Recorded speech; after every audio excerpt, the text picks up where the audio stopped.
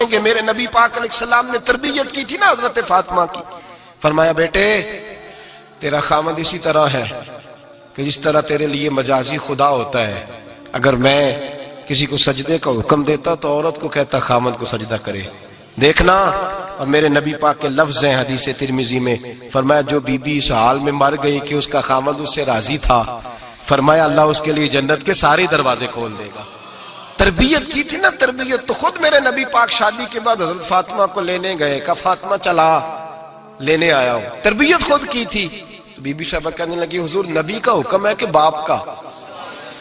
نبی کا حکم نام ماننا کفر ہے. نبی کا حکم کہ باپ کا. حضور نے فرمایا باپ کا. کہنے لگی محبوبہ بیٹھ جائیں, جب تک علی نہیں آئیں گے میں کوئی نہیں جاؤں گی. آپ کی تربیت کا نتیجہ ہے. میں کیسے چلی جاؤں جب تک شیر خدا نہیں آتے. کچی زمین پر یوں اللہ کے رسول طامت سمیٹ کے بیٹھ گئے. دیر کے بعد حضرت علی آئے. ماتھے پہ شکن نہیں. ایک دفعہ نہیں حضور نے کہا کہ میرے گھر میں پلا ہے. جناب علی تو کچھ سالوں کے تھے جب حضور کے در اقدس پہ آ گئے. یہ نہیں اللہ کے رسول نے فرمایا کہ میرے گھر میں پلا ہے, میرا غلام ہے, ساری زندگی میرا دستر نگر رہا ہے, کیسے بول سکتا ہے, کوئی لفظ نہیں کہے. فرمایا تو ٹھیک کہتی ہے, شیر خدا آئے. تو میرے کریم رسول نے فرمایا علی اگر تو اجازت دے تو میں فاطمہ کو لے جاؤں. تو کہا یا رسول اللہ میں آپ کو اجازت دوں, تو امیر حرم, میں فقیر بے نوا, تو کجا من کجا. حضور میں آپ کو اجازت دوں. فرمایا بھائی فاطمہ نہیں مانتی. کہتی ہے وہ کہے او میرے بھائی دین جب آئے گا نا, دین جب آئے گا, سیدہ طیبہ طاہرہ حضرت ختیجۃ الکبریٰ کی سہیلی ملنے آئی, اور حضرت ختیجہ کے پھٹے ہوئے کپڑے اور پیبند والے کپڑے دیکھ کے تو رو پڑی. کہنے لگی تم مکے کی ملکہ تھی اور دنیا تیری مثال دیتی تھی, اور ختیجہ یہ تو نے کیا حال کر لیا. فرمایا چپ کر, میں اس حال میں راضی ہوں جس میں میرے رسول راضی ہے. فرمایا ادھر آؤ, کائنات میں اگر اللہ نے سب سے شان والی بیٹی دی ہے تو مجھے دی ہے, اور میں اس علی کو دے رہا ہوں جس کا مکان بھی کوئی نہیں, کاروبار بھی کوئی نہیں, جس علی کا بظاہر کوئی بینک بیلنس نہیں, کوئی مربع نہیں, کوئی شے نہیں. حضور علی کے پاس کیا ہے؟ فرمایا میرا علی عشاء کے بعد قرآن شروع کرتا ہے تو فجر سے پہلے ختم کر دیتا ہے. میرا علی صبح کی نماز کے وقت تلاوت شروع کرتا ہے تو ظہر سے پہلے قرآن مجید پڑھ دیتا ہے. فرمایا رزق کھاتا ہے, تھوڑا کھاتا ہے پر حلال کا کھاتا ہے. فرمایا پاکیزہ روٹی کھاتا ہے, اور جب میدان میں نکلتا ہے تو برادری کے لیے نہیں نکلتا. جب تلوار لے کے نکلتا ہے تو یہ مکے کے لیے نہیں لڑتا, یہ تلوار لے کے نکلتا ہے تو قومیت کے لیے نہیں لڑتا.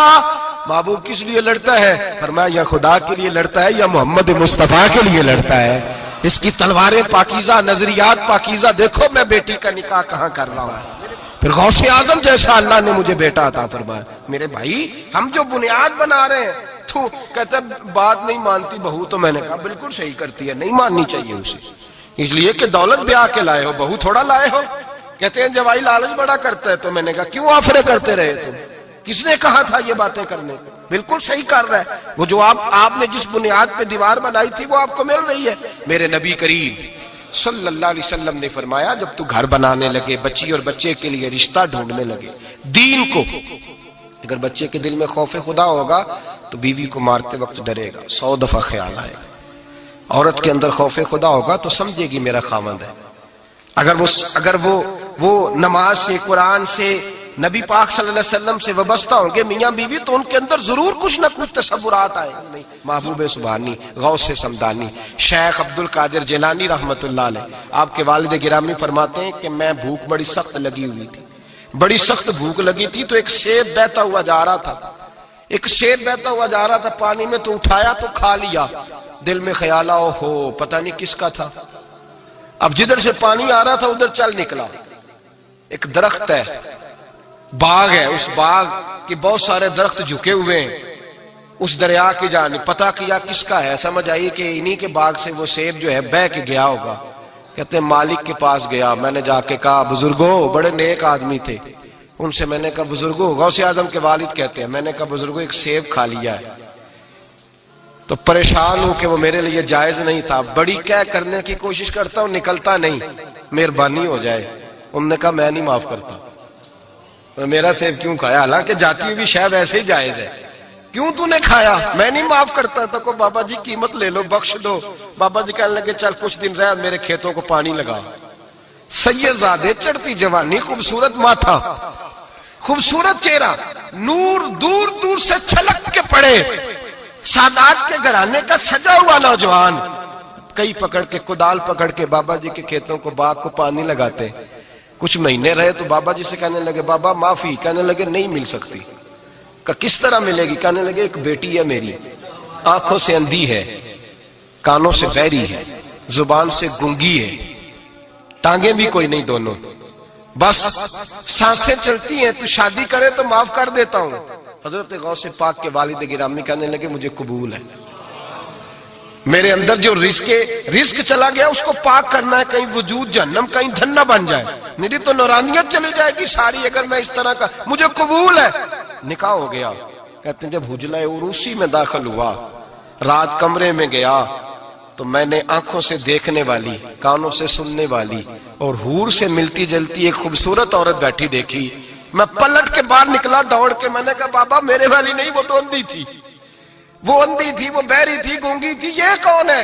حضور غوث اعظم رضی اللہ تعالیٰ عنہ کے نانا جی کہنے لگے بیٹے اندھی اس لیے کہا تھا کہ جب سے پیدا ہوئی ہے اس نے غیر محرم کا چہرہ نہیں دیکھا. گونگی اس لیے اس کو کہا ہے کہ اس کی زبان پہ نہ غیبت آئی نہ چگلی آئی. میں پیار کرنے والا باپ ہوں پر اس نے کبھی مطالبہ میرے ساتھ بھی کوئی نہیں کیا. اس کی زبان پہ یا خدا کا ذکر رہتا ہے یا محمد عربی کا درود رہتا ہے، اس کے علاوہ بولتی نہیں ہے، لہذا گونگی ہے. اور فرمایا کوئی غیبت کرنے لگے، چغلی کرنے لگے، جھوٹ بولنے لگے تو اٹھ کے چلی جاتی ہے، سنتی نہیں، لہذا پیری بھی ہے. اور چونکہ کبھی گھر سے باہر پیر ہی نہیں رکھا لہذا لنگڑی بھی ہے. حضرت جناب سیدنا غوث اعظم کے والد گرامی فرماتے ہیں میں نے ایسی عورت کے ساتھ نکاح کر لیا اللہ کی رضا کے لیے تو پھر رب نے مجھے عبد القادر جیلانی جیسا بیٹا عطا فرمایا. اللہ کرے ایسے لوگ بھی ملے جو کہیں پہلے پوچھ لینا بچہ نمازی ہے کہ نہیں. اللہ کرے کہ رشتے ڈھونڈتے وقت یہ کوئی پوچھنے لگ جائے. اللہ کرے کہ کوئی پوچھنے لگ جائے کہ بچی پردہ دار ہے کہ نہیں. اللہ کرے کوئی پوچھنے لگ جائے کہ بچہ قرآن شریف کے ساتھ دلچسپی رکھتا ہے کہ نہیں. اسے حضور کی نعتیں اچھی لگتی ہیں کہ نہیں. وہ نبی پاک کے نام کا نعرہ لگانا جانتا ہے کہ نہیں. کبھی اس کی آنکھوں میں مصطفیٰ کے لیے کوئی آنسو آیا ہے کہ نہیں. کبھی وہ تڑپا ہے کہ نہیں. کبھی وہ رویا ہے کہ نہیں. کبھی اسے محبوب پاک علیہ السلام کی غلامی پہ ناز ہوا ہے کہ نہیں. کبھی ایسا ہوا ہے کہ وہ سر پہ پگڑی باندھ کے چہرے پہ داڑھی سجا کے سفید رنگ